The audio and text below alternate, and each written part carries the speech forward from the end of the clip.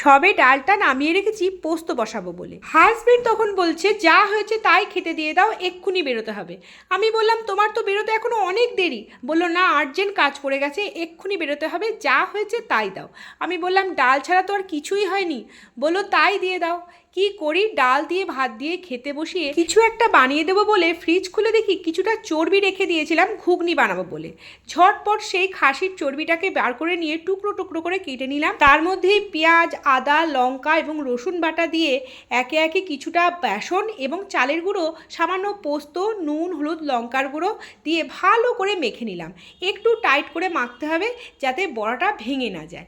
এবার ছাঁকা তেলে হাই ফ্লেমে ছোট ছোট বড়ার টুকরোগুলোকে ভেজে তুলে নিলাম। ব্যাস, ডালের সাথে খাওয়ার জন্য রেডি। জাস্ট 5 মিনিটের মধ্যেই বড়াগুলো রেডি হয়ে গেল। হাজবেন্ডকে খাইয়েও পাঠাতে পারলাম আর মনেও শান্তি হলো।